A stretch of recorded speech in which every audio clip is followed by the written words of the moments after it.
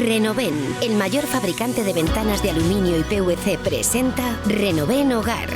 Una nueva división dedicada a la venta e instalación de todo tipo de soluciones para interior y exterior.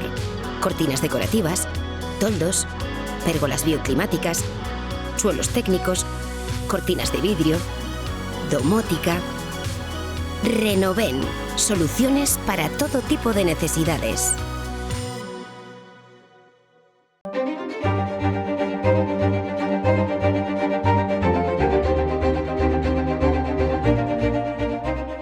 Sergio Sayas López, diputado del PP por Navarra, bienvenido a este programa. Muchas gracias, bienvenidos vosotros al Congreso de los Diputados también. Vamos a hablar mucho de lo que ocurre en la Cámara Alta, lo que ocurre en la Cámara Baja, porque no sé si en los últimos años se ha hablado tanto de las Cortes Generales por todas las informaciones que están saliendo. Vamos a hablar por lo principal, vamos a hablar sobre todo por qué pide usted la dimisión de María Chivite. Porque es inadmisible que no dimita. En política, las responsabilidades penales será a los tribunales los que les corresponderá determinarlas, si las hay o no, qué papel ha tenido María Chivite en las adjudicaciones o no, y qué papel ha jugado el Gobierno de Navarra en eso. Pero desde luego, la asunción de responsabilidades políticas, cuando se han adjudicado más de 100 millones de euros durante el gobierno de María Chivite a una empresa de Santos Cerdán, no le dejan otra salida a María Chivite que la salida inmediata del gobierno de Navarra. Es una falta de respeto a Navarra seguir ostentando la máxima responsabilidad de la comunidad, a pesar de tener el mayor caso de corrupción de la historia democrática de Navarra.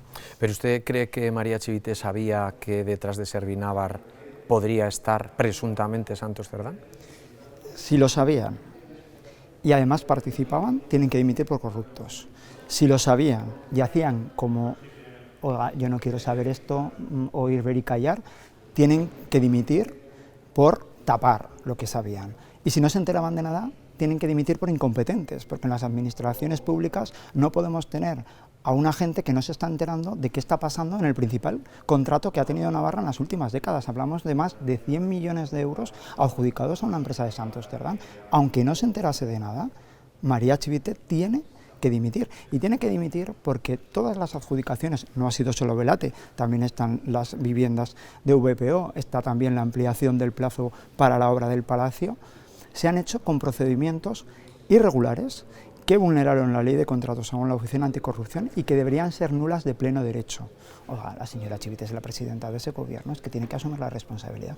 Porque dice que es una empresa de Santos Cerdán que ha adjudicado obras a una empresa de Santos Cerdán. Porque la UCO dice que Servinavar tenía un 45% propiedad de Santos Cerdán, no lo digo yo, lo dice la UCO. Servinavar formaba parte de la UTE, que se llevó la concesión de Velate, que se llevó la concesión de las VPO y que se llevó la concesión de las obras del Palacio de Navarra y de otras que afectan al gobierno de sus barcos, a ver, María Chivite. Pero al mismo tiempo está usted diciendo que lo tiene que decir un juez, habrá que esperar la sentencia, pero ustedes están ya tienen su propia sentencia. Hombre, vamos a ver, aquí hay dos cosas. Independientemente de lo que luego diga un juez, hay una realidad, y es que Santos Cerdán lleva 3 meses en la cárcel. Hay otra realidad, y es que hay unos audios que hemos escuchado todos. Los audios los hemos escuchado todos. Hemos visto también el certificado donde se dice que esos audios son auténticos. Y hemos visto a Santos Cerdán, que es el factotum del socialismo en Navarra, el que negociaba los pactos para que María Chivite fuera presidenta del gobierno de Navarra, el que les ha aupado a muchas responsabilidades al 90% de los dirigentes del PSOE en Navarra, a María Chivite entre ellos, a la ministra Almasait también, que está involucrado en conversaciones que hemos escuchado cómo se repartía las mordidas con Ábalos y con Koldo. Es que eso le obliga a María Chivite a dimitir de manera inmediata, independientemente de lo que luego la justicia pueda decir. También Santos Cerdán dice que no se reconocen esos audios.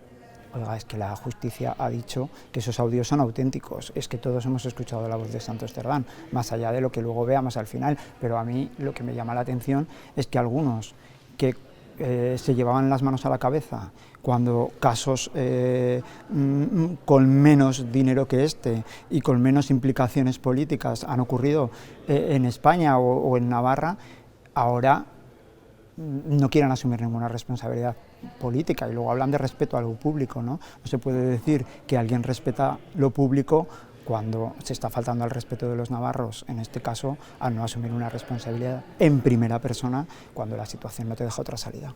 ¿Usted cree en la presunción de inocencia? Por supuesto, pero también en las responsabilidades políticas.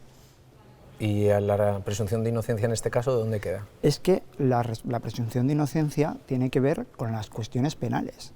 Y por tanto, yo no voy a decir quién cometió un delito o quién no cometió.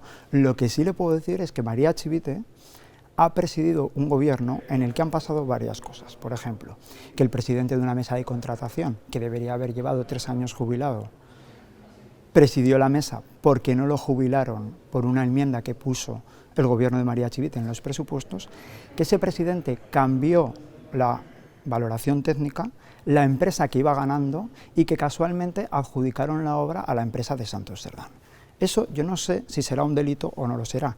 Lo que sé es que es una cuestión ya esa sola para que el gobierno de Navarra dimita en bloque y dé la palabra a los ciudadanos navarros, porque es evidente que la obra se adjudicó en un proceso lleno de irregularidades, porque le he nombrado estas, pero hay otras más irregularidades en ese procedimiento. ¿Pero usted también cree que toda la mesa de contratación sabía que detrás de Servinavar estaba Santos Cerdán? Es que independientemente de que estuviera o no Santos Cerdán, lo que sí sabía toda la mesa de contratación era que se había vulnerado el procedimiento para adjudicar, que se había vulnerado la ley de contratos, que se habían vulnerado los principios más elementales del derecho administrativo y que esa obra debería ser nula de pleno derecho. Es más, había 3 informes de los 2 interventores y del secretario. Y eso en una obra de 90 millones de euros, que nunca en las últimas décadas se ha adjudicado una obra de ese tamaño en nuestra comunidad, exige responsabilidades políticas. Muchísimo más cuando además sabemos que la empresa adjudicataria, según dice la UCO, es una empresa del factotum del socialismo en Navarra y que forma parte de una red corrupta a nivel nacional. Eso es que no le deja ninguna salida a la presidenta de la comunidad. O sea, ¿usted cree que el gobierno de Navarra ha dado a dedo las obras de los túneles de Belate a Servinavar? Sí, creo que el gobierno de Navarra ha hecho un procedimiento irregular, que las obras han acabado adjudicadas a la empresa de Santos Cerdán y además no solo eso, sino que hay otra responsabilidad ineludible por parte de María Chivite, como es la de abrir la puerta de la contratación pública a Santos Cerdán, porque no ha sido solamente esa obra. En el Senado, en la comparecencia que tuvo ayer, ella reconoce que quien invita a las reuniones en los ministerios a Santos Cerdán es ella en primera persona. Y dice que lo invita como diputado. Y yo me pregunto, yo también soy diputado por la comunidad. A mí jamás la señora Chivite me ha llevado a ninguna reunión con ningún ministerio. ¿Qué pasa? Pero eso entendemos que es cuando hay afinidad de partidos políticos, ¿no? Entonces, cuando ha estado el PP, pues los diputados del PP son más afines para... No. O sea, es que hay que diferenciar los partidos de las instituciones, porque la corrupción empieza por no diferenciar entre partidos e instituciones. Y por tanto, cuando las reuniones es entre gobiernos, van los miembros del gobierno, porque no es una reunión entre socialistas que se celebra en el ministerio. Y por tanto el señor Cerdán no pintaba nada en esa reunión, exactamente igual que no pintaba yo. Pero en el momento que se invita al señor Cerdán, se tiene que invitar al resto de diputados de la comunidad, porque institucionalmente, y esto es una reunión institucional, tenemos la misma representatividad de Navarra. Y no se puede confundir el Partido Socialista y las afinidades socialistas con las responsabilidades de gobierno, porque ahí empiezan muchos problemas. Yo creo que esto la ciudadanía lo entiende, lo entendemos, pero también entendemos que si algún día Alberto Núñez Feijóo llega a ser presidente del gobierno y usted sigue siendo diputado por Navarra, entendemos que impulsará algunas de las infraestructuras que Navarra necesita. Por esa cercanía, ¿no? Pero son... ¿O no va, en esa hipótesis usted no va a poner todo lo que pueda de su parte para que Navarra avance en las infraestructuras que se necesiten? Por supuesto que sí, pero son dos cosas distintas. Una cosa es que el señor Cerdán le pida al señor Sánchez en un café o en una reunión que impulse obras de interés para Navarra, pues me parece muy bien, porque para empezar, igual que yo le puedo pedir al señor Sánchez, aunque no tengo afinidad, que impulse obras de Navarra, eso forma parte de mi trabajo y de mi responsabilidad, y por supuesto que si mañana el presidente es el señor Feijóo, yo le pediré que impulse obras para Navarra, y otra cosa es que el señor Feijóo me convoque a mí a una reunión que es entre gobiernos sin yo formar parte de un gobierno, donde además se decide la adjudicación de obra pública. Eso es una cosa completamente distinta. ¿Y de verdad usted cree que Chivite sabía lo que estaba haciendo Cerdán? Y es que si no lo sabe tiene que dimitir por no enterarse, porque es que alguien que preside el gobierno de Navarra tiene una responsabilidad. O entonces es que nos da igual quién presida el gobierno de Navarra, o es que nos da igual que presida el gobierno de Navarra la inteligencia artificial porque no se entere, ¿no? Oiga, cuando usted asume una responsabilidad de primer orden, como es representar a la Comunidad Foral de Navarra en su máximo cargo, asume una serie de responsabilidades, y entre ellas saber qué está pasando en la adjudicación de la mayor obra que ha adjudicado Navarra en las últimas décadas. Ya le digo, la señora Chivite, si participaba, tiene que dimitir por corrupción. Si se enteraba pero prefería oír, ver y callar, tiene que dimitir por taparlo. Y si no se enteraba de nada, por incompetencia, porque no nos podemos permitir tener en los gobiernos a gente que no se entera de nada. ¿Qué pasaría si no aparece el dinero? Es que eso es una cuestión judicial que tendrán que dirimir los jueces. O sea, veremos qué consecuencias penales hay, qué recorridos penal tiene esto y qué responsabilidades recorrido judicial tiene. Es que yo no hablo de eso. Yo tengo el máximo respeto por la justicia y por la Guardia Civil, que es quien está investigando. Yo hablo de las responsabilidades políticas. Y ya solo los informes que ha puesto encima de la mesa la Oficina Anticorrupción son tan demoledores que no le dejan a la señora Chivite ninguna salida. ¿Cómo era su relación con Santos Cerdán? No he tenido mucha relación con Santos Cerdán. Nunca he tenido mucha relación con Santos Cerdán, incluso mala. O sea, siempre ha sido una persona que a mí en lo personal habitualmente me faltaba el respeto, siempre hemos tenido muchos enconamientos políticos. Por ejemplo, con María Chivite la he tenido mejor, pero con Santos Cerdán siempre he tenido una relación tirando a mala. O sea, aquí en el Congreso no coinciden los diputados por Navarra, no hemos tenido nunca una relación, ni nunca nos hemos ido a comer juntos, ni nunca nos hemos ido a tener una cena juntos. ¿Y nunca sospechó nada usted? No, no le conocía hasta ese nivel. ¿Cuándo empezó a pensar de otra manera? Cuando leí la misma información que leyeron todos los ciudadanos que tenemos acceso a los medios de comunicación y que vamos leyendo las informaciones.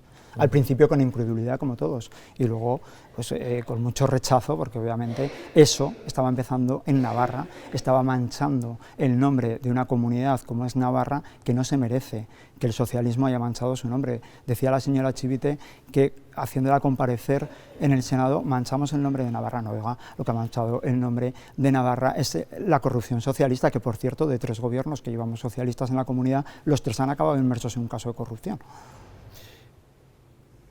¿Hay veces que esto se parece a un circo o no? ¿Tiene algo de razón la presidenta o no? Bueno, la presidenta es la primera que forma parte del circo. Es lo que ha dicho, ¿no? En el Senado ha dicho que el Partido Popular es el la que... presidenta Chivite, pensaba que decía la presidenta de sí. aquí, porque le voy a decir la presidenta de aquí, lo que debería empezar es por cumplir el reglamento, que para empezar yo creo que ni se lo sabe, y si se lo sabe no lo aplica.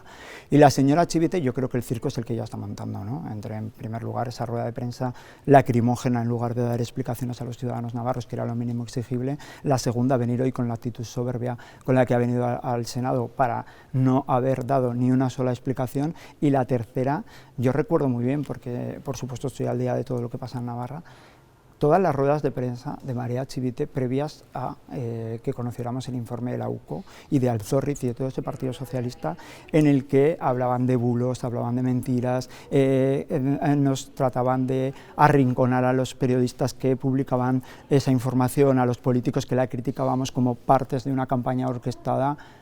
Y luego, ¿la respuesta cuál es?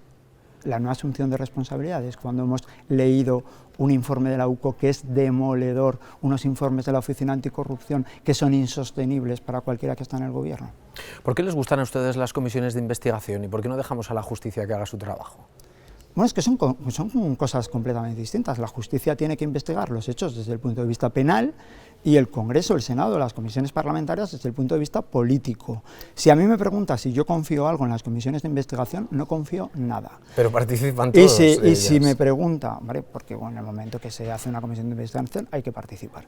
Y si me pregunta si en concreto creo algo en la de Navarra, pues la de Navarra está absolutamente desdibujada desde que la principal responsable, que es la presidenta del gobierno, se niega a comparecer, y la otra responsable, que es la presidenta del anterior gobierno, Uxue Barkos, también se niega a comparecer. Oiga, si los principales responsables públicos y políticos de todo esto no quieren venir a dar explicaciones al Parlamento, ¿qué sentido tiene esa comisión? ¿Se puede rebajar o qué herramientas necesitaríamos para rebajar la tensión que se vive aquí los miércoles, que se vive ahora en el Senado, que parece que el Senado ha recuperado un poco su importancia en esta legislatura por la mayoría del PP, entre otras cosas? Fíjese, yo creo que muchas veces nos quedamos con la anécdota en lugar de con la noticia, ¿no? Al final vivimos un acúmulo de escándalos que son tan diarios, que banalizamos lo que está pasando.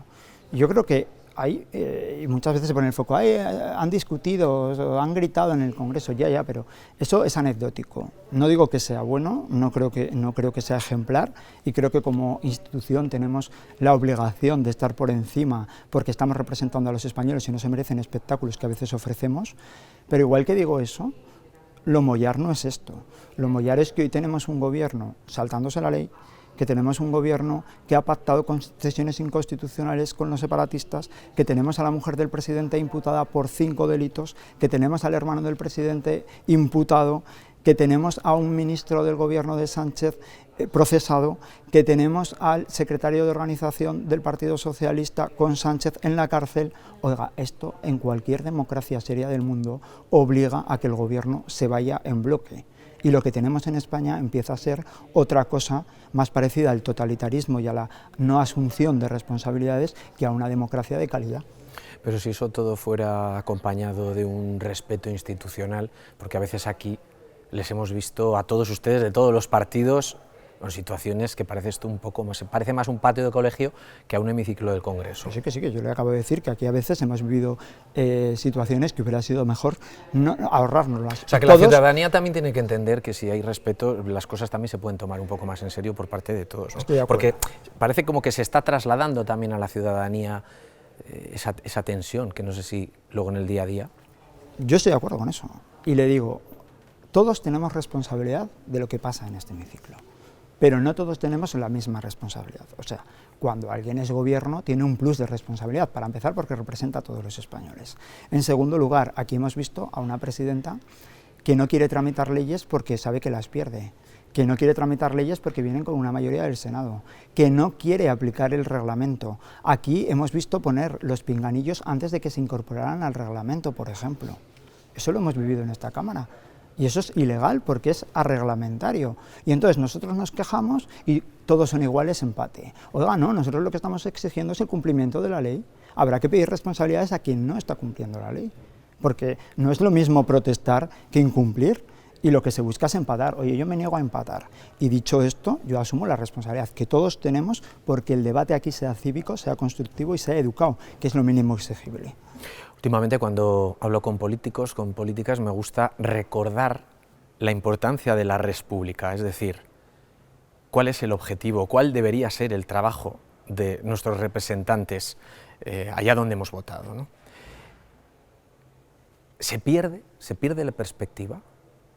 No debe perderse. Yo creo que cada día que llegas aquí... O sea, ¿aquí la gente piensa verdaderamente que se puede mejorar la vida de la ciudadanía? Es que si no piensas eso te tienes que ir. Pero se ha profesionalizado mucho esto. Bueno, yo llevo aquí 5 años, no sé cómo era antes, ¿no? Llevo en política muchos, pero en el Congreso de los Diputados llevo 5. Es verdad que en los 5 años que yo llevo aquí no recuerdo haber vivido un mes normal, porque llegué y enseguida primero fueron las elecciones que tuvieron que repetirse, después vino la pandemia, después vino los pactos de este gobierno, la amnistía, los casos de corrupción del Partido Socialista. O sea, no recuerdo un momento de normalidad en los 5 años que llevo en esta Cámara. Pero yo sí veo respeto en cuanto a saber lo que estamos haciendo, y sí que veo que, por lo menos lo que yo veo en el Partido Popular, es que la gente trabajando mucho sus temas, porque muchas veces nos quedamos con el foco de lo que pasa aquí, que aquí, para empezar, muchas veces es noticia la anécdota, ¿no? Porque cuando hay consensos, cuando hay acuerdos, cuando algo se aprueba por unanimidad, normalmente no habrá informativos. ¿Pero se comportarían ustedes, si no estuviéramos los medios aquí, se comportarían igual? Fíjese, yo he asistido a reuniones de la Junta de Portavoces, que son cerradas, y le aseguro que hay cosas bastante reproducibles aquí. O sea, no solamente es un tema mediático. Es un tema de intensidad de los debates a veces. Pero porque luego después de la mesa y junta hay una comparecencia pública, sí, pero si eso no se transmitiera, ¿se comportarían ustedes igual? Sí, pero vamos, es una comparecencia pública que tú puedes hacer igual independientemente del tono que hayas utilizado en una reunión cerrada, ¿no? Incluso en tonos de reuniones cerradas, cuando hay pasión en la defensa de un tema o cuando ves que alguien está vulnerando la ley o se está saltando el reglamento, obviamente te sale responder enérgicamente a eso. Lo que pasa es que aquí se nota, aquí sus señorías tienen 2 pedazo pantallas enormes aquí que están viendo la señal institucional que se emite por televisión. Aquí todo el mundo le pillan mirando a la cámara, ¿no? Bueno, diciendo, sí, bueno, a pero ver esto, si me pillan, no me pillan. pero esto es sí. como todo, esto es Poco show, a veces. No quería decir eso, lo que quería decir es que esto es como un gran hermano, si nos ponemos a filosofar, ¿no? Donde tú tienes una cámara aquí 24 horas, o sea, aquí pasamos muchísimas horas. Y evidentemente sacarte en una actitud más relajada, leyendo un papel, tal, es fácil que te pueda ocurrir, porque evidentemente son muchas horas las que pasas aquí, pero normalmente nos vamos a quedar con esa imagen, no nos vamos a quedar ni con el trabajo que hay en despachos, ni con el trabajo que hay en comisiones, ni con las tramitaciones de la ley que no son noticias, ni con lo que aquí se habla de cuestiones que son de acuerdo, nos quedamos con los momentos que hay de gresca, que como digo, entre todos tenemos que contribuir a evitar, pero que especialmente tienen que contribuir aquellos que más responsabilidad tienen, los que tienen que ordenar el debate en base a un reglamento que se tienen que saber y cumplir y un gobierno que representa a todos los españoles. Ha dicho que lleva usted 5 años en el Congreso de los Diputados. ¿Cuántos años lleva en política? Pues yo entré en política, primero estuve en el Ayuntamiento, en el Parlamento entré en el año 2007. Recuerdo que fueron los años duros en los que ETA mataba y enseguida entré al Parlamento derivado de un ayuntamiento que venía de haber ganado unas elecciones a ANV en ese momento, a Euskal Kartasuna, Euskal Herritar Rock, todos esos nombres que se han ido cambiando. ¿Y hay que poner tope bueno, yo creo que al número de años de estar en política o no? ¿Usted cree que sigue aportando a la vida pública conocimiento yo creo que dependen las responsabilidades. A mí me parece que tener muchos años la misma responsabilidad te puede hacer confundir la responsabilidad y el rol de esa responsabilidad. Pero si vas cambiando de responsabilidad, también la política no es una cosa distinta a otras relaciones laborales. También vas teniendo más experiencia cuanto más la ejerces, vas ganando una madurez en las decisiones. Yo no soy igual hoy que cuando empecé en política, no doy una rueda de prensa igual, no abordo un tema igual. Es que la experiencia en política muchas veces está denostada y yo creo que también hace falta que en lo público, donde nos estamos jugando lo de todo, haya gente con trayectorias y con experiencia. ¿Le han perdonado ya en UPN su negativa a votar la reforma laboral? Eso se lo tendrá que preguntar a UPN. Yo le digo que si tuviese que votar 100 veces la reforma laboral en esas circunstancias, 100 veces volvería a votar que no. ¿Y ha tenido la oportunidad de explicárselo? No, porque no me la dieron. Yo traté de hablar con Javier Esparza en su momento, ni tan siquiera me cogió el teléfono. Pero yo lo que le dije a los ciudadanos navarros es que yo venía aquí a plantar cara al gobierno de Pedro Sánchez y lo que no iba a hacer era sucumbir ante los intereses de Sánchez, ante unas reuniones que se habían producido con Santos Cerdán en la que yo ni estaba invitado ni nadie me informó y sin saber qué había detrás de lo que estaba votando. Yo desde luego a eso no me iba a prestar, lo he dicho una y lo he dicho 1000 veces y si hoy tuviera que volver a votar, votaría lo mismo. Y además me alegra haberlo hecho con el respaldo de muchos navarros, porque yo luego encabecé una lista a las elecciones generales que fue la primera fuerza política en la comunidad en el centro derecha, y eso también lo considero que es un respaldo de muchos navarros a la decisión que tomamos. Cuando usted tiene un toma y daca en la política, en un debate público, aún se sigue escuchando el eco, a usted le siguen acusando de tránsfuga. ¿Usted esto cómo lo vive después de tanto tiempo? ¿Cree que esto va a quedar ahí siempre? ¿Va a ser usted un tránsfuga para mucha gente? Es que a mí me da igual, o sea, a mí me da igual lo que me llamen la gente del Partido Socialista o la gente de la izquierda que me dice tránsfuga cada vez que tenemos un debate. Eso lo que me indica es que probablemente no tienen argumentos para defender su posición, no tienen muchas claves para poder cuestionar lo que estoy diciendo y tienen que recurrir a un mantra que ellos consideran un insulto para decírmelo. Si yo le digo una cosa, hay pocas cosas en las que esté más orgulloso en política que de haber plantado cara al sanchismo en todo momento, a pesar de que las consecuencias fueron tan duras que me expulsaron. Dicho esto, si tuviera que repetirlo, lo repetiría. Por tanto, a mí lo que me diga la gente de izquierda me da igual. Y la gente del centro derecha, que también hay opiniones para todos los gustos, oye, yo tengo el máximo respeto, entiendo que las decisiones que tú haces no siempre son comprensibles, no todo el mundo puede estar de acuerdo. Yo las hago en conciencia y las hice pensando en lo que yo les había dicho a los navarros que iba a hacer. ¿Acerté? ¿Me equivoqué? Yo creo que acerté, respeto a quien piense otra cosa. ¿Va a ser usted la nueva cara, la nueva savia del Partido Popular en Navarra? ¿Va a optar usted a renovar en la presidencia? No, yo no voy a optar a nada porque ni estoy en la presidencia ni tengo ningún interés por estar. Yo estoy centrado en mis responsabilidades del Congreso de los Diputados totalmente identificado con el proyecto del Partido Popular en Navarra y colaborando en mis responsabilidades públicas y la que el partido me quiera asignar. ¿Pero cómo ve el partido en Navarra? ¿Cómo ve al PP en Navarra? Bueno, yo creo que se está haciendo un buen trabajo, o sea, venimos de una situación complicada, o sea, nosotros habíamos estado 4 años desaparecidos del mapa político en Navarra porque habíamos estado en una coalición y de repente vamos en solitario, primero a las elecciones del 23 autonómicas y luego a las elecciones generales. En el 23 conseguimos hacer listas en muchos ayuntamientos, conseguimos un resultado digno en el Parlamento de Navarra y luego, inmediatamente después, a los pocos meses, 2 o 3 escasos meses, conseguimos ser la primera fuerza política en nuestra comunidad. Bueno, es un camino que no es fácil, es un camino que ha empezado desde abajo, pero es un camino que se está fortaleciendo. Yo noto apoyo al Partido Popular de Navarra, creo que las cosas se están haciendo bien y desde luego nosotros venimos a ofrecer una alternativa al socialismo y al nacionalismo en Navarra, ni a pactar con Chivite ni a pactar con Geroa. Venimos a ser su alternativa y lo vamos a hacer con fuerza. ¿Apoya la continuidad de Javier García en la presidencia del PP de Navarra? Sin duda alguna. Aquí se ha hablado también mucho de Gaza, en Navarra también se habla mucho de Gaza. ¿Para usted qué es lo que está ocurriendo allí? Bueno, ¿Es un genocidio o no? Con respecto a esto, o sea, creo que la posición la ha explicado el presidente Feijóo claramente, yo me voy a sumar a esa posición. Lo que es o no un genocidio es un tipo penal que tendrá que determinar la Corte Penal Internacional. Lo que es evidente es que es una masacre lo que está ocurriendo en Gaza. Y nosotros nos hemos levantado aquí para condenar eso. Por cierto, en una actitud del Partido Socialista tan politizada que no permitió que ese minuto de silencio fuera también por el 7 de octubre, que no fuera por los atentados de Hamás en los que, por cierto, había una víctima española también ahí.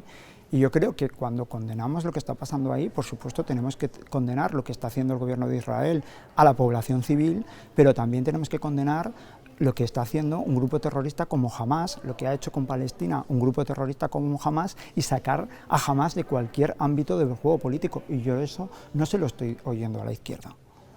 ¿Pero usted cree que quieren acabar con todos los gazatíes, con toda Palestina, eliminar como raza? Pues eso le corresponderá al tribunal determinar el tipo penal que eso conlleve. Lo que le estoy diciendo es que lo que el gobierno de Israel está haciendo con la población de Palestina civil es inadmisible, exactamente igual de inadmisible que los atentados terroristas de Hamás, que la masacre de Hamás, que los rehenes de Hamás que se niega a entregar, exactamente igual. Y que creo que como comunidad internacional y como Parlamento de España tenemos que condenar todo eso. Dicho esto, no me gusta la utilización que veo de esto aquí en Madrid y en Pamplona, por supuesto también, porque veo muchas veces que se producen debates en el Parlamento de Navarra como si eso fuera la sede de Naciones Unidas, y lo que tratan es de llevar unos debates ahí para que no se hable de lo que está pasando en Navarra, porque a Chivite y a los grupos que sostienen a Chivite no les interesa, porque ayer lo que vimos en la comisión del Senado fue a Geroa y a Bildu una vez más actuando de comparsa de María Chivite, renunciando siquiera a un turno de preguntar porque no les interesa investigar, porque lo que quieren es tapar, porque la corrupción en Navarra también se ha producido con gobiernos de Uxue Barkos con Bildu dentro, y entonces oye, cualquier tema les viene bien Gaza, sin embargo no hablamos de las pulseras de las mujeres, les viene bien cualquier tema que sirva para unir a la izquierda, pero luego no quieren abordar otros temas que también están en la política nacional. Sergio Sayas López, diputado del PP por Navarra, muchísimas gracias por su tiempo. Muchísimas gracias a ti. Que vaya muy bien. Un placer estar en Navarra Televisión.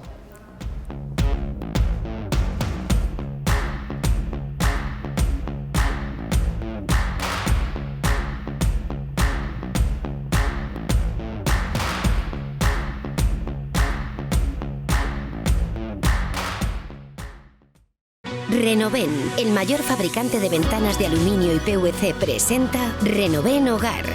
Una nueva división dedicada a la venta e instalación de todo tipo de soluciones para interior y exterior.